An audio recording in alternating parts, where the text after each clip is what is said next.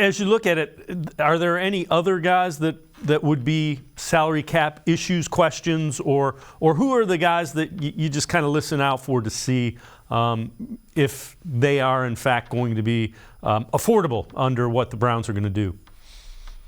Yeah, the obvious one to look to is Jakeem Grant. It's just over $3 million. Do you really want to pay $3 million to a guy coming off an Achilles that he's signed to the roster because he should be quick, should be really mobile?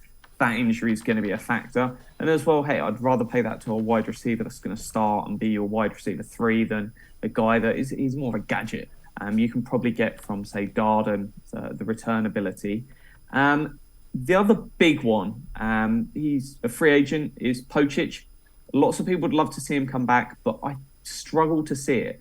You're probably looking at around $5.5 million because, hey, he's been phenomenal this year. But is he suddenly one of the best centres in the entire league? Or is it the fact that he's got a future Hall of Famer, potentially, Bitonio on his left? He's got Teller, who's really, really good on his right. He's got a coach in Bill Callahan. This is a guy a year ago that no team in the league wanted to offer a starting job to. He lost the battle in training camp to Nick Harris. Yes, the results have been good, but spending $145 million on 4 offensive linemen over the next 3 years, not really sustainable, if I'm going to be honest, with a big contract quarterback like Deshaun Watson. So I expect him to be gone. And there's a couple of guys, Jordan Elliott, you've got Harrison Bryant, both getting an increase in their pay due to something called the Proven Performance Escalator, which just rewards players if they've had lots of snaps over the last 3 years.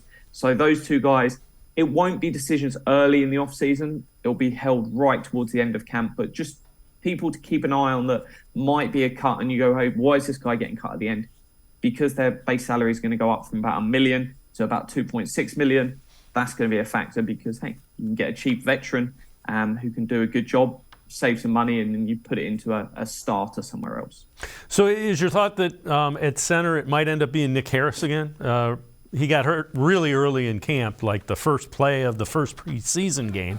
Is that your thought? That's where they turn back to for their center?